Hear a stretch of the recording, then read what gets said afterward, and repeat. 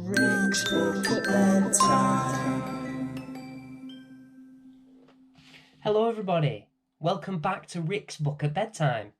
So I've got a brand new book today and I'm really excited about this one. It's one of my favourites from being a boy, and I think this book is older than me now, this actual book, because this book is called Man Mountain and it's by Martin Waddell and illustrated by Claudio Nunez, and the illustrations are beautiful. So I'm going to put my camera up here today so you can see all the beautiful illustrations. So get yourself comfortable, get yourself settled down, get yourself a drink if you need one. I've got my drink. Today I'm on a nice cup of coffee. And we'll get started. So I hope you enjoy it. Man Mountain by Martin Waddell and illustrated by Claudio Munoz.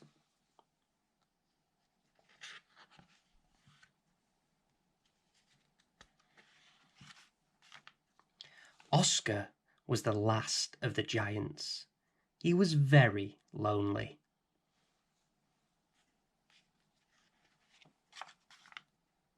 He lay down and went to sleep.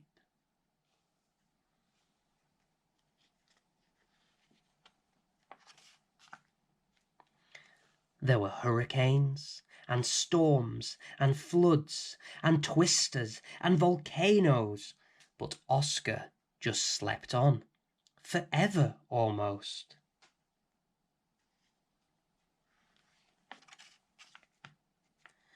Lots of mud and dust and lava and rock landed on Oscar. Gradually, he disappeared.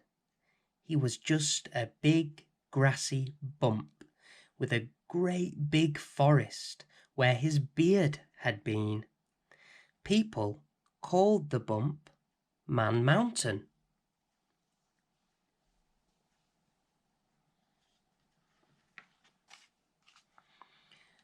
That is where old Matthew came to live with his little granddaughter Rose. They built a house at the edge of Beard Forest. And there's Matthew and Rose.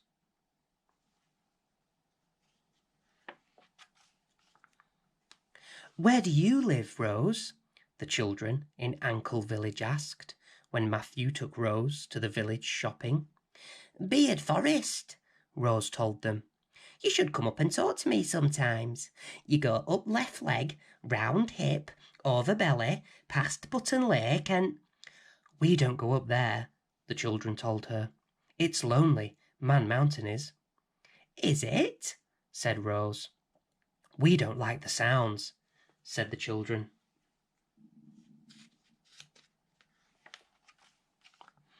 But Rose did.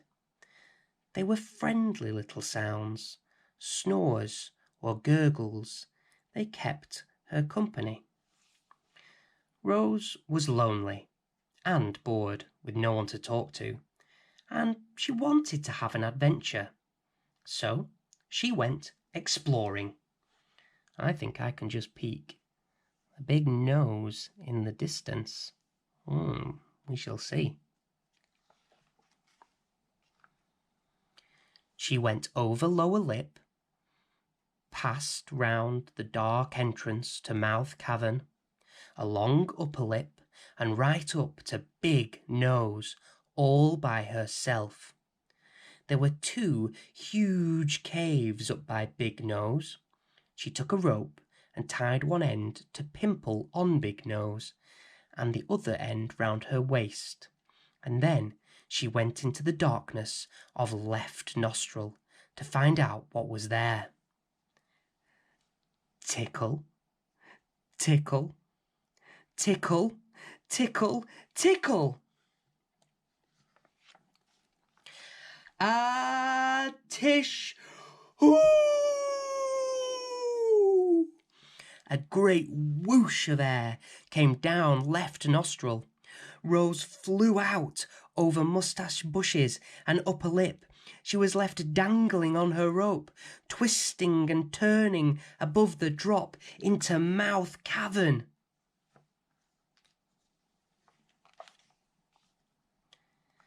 The wind roared all around head and shook the trees in Beard Forest.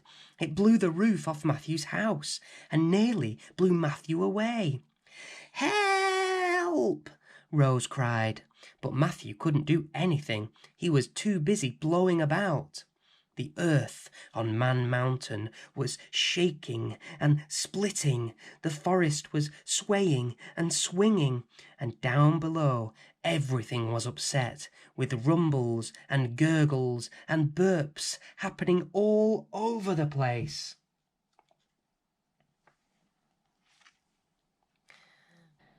Then a big voice said, "There's a fly in my mouth." And out of the dark of Mouth Cavern came a huge, pink, soft thing, with Rose sitting on it. "You're not a fly," the big voice said. "You're a person." "And you're a giant," Rose gasped. "Please don't eat me." "I don't eat people," said the big voice. "Thank you very much," said Rose, standing up and bouncing about. "Stop tickling," said the big voice. "I'll just jump off, shall I?" said Rose, and she hopped off into Beard Forest, where she landed in a tree and had to climb down.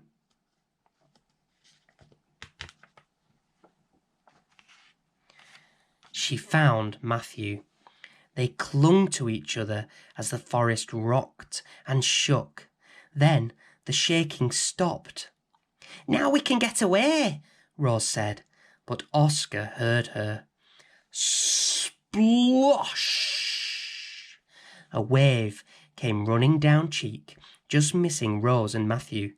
And then there was another, and another, and another, flooding down off Chin into Chest and running into Button Lake, washing flowers and grass and rocks and trees with them. "He's crying," Rose gasped. "Oh, stop crying, giant, or everything'll be washed away." "Can't," said Oscar. "Why?" said Rose. "Why are you crying?" "Because if you go away, I'll have no one to talk to," said Oscar. Rose was sad. She knew what having no one to talk to felt like. "We won't go away," she said bravely. "Yes, we will," said Matthew. "No, we won't," said Rose. And they didn't. Oh, look at Oscar crying in little rivers.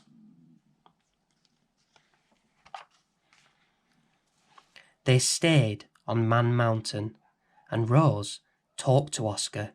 She told him stories he'd never heard before, about cities and cinemas and motor cars and spaceships. And Oscar told her stories she didn't know, about giants and dinosaurs and all the old things that were about when there were giants.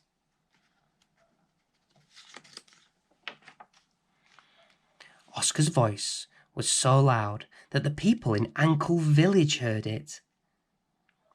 They came up Man Mountain to find Matthew and Rose.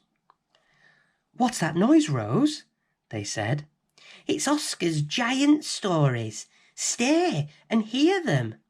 And all the children did. And the children from Ankle Village came again and again, so Oscar wasn't lonely anymore, and neither was Rose. The end.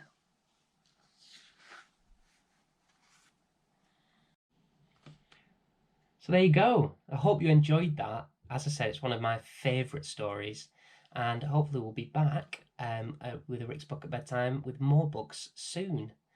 So if you're going to sleep, good night, and if you're not going to sleep, good night anyway.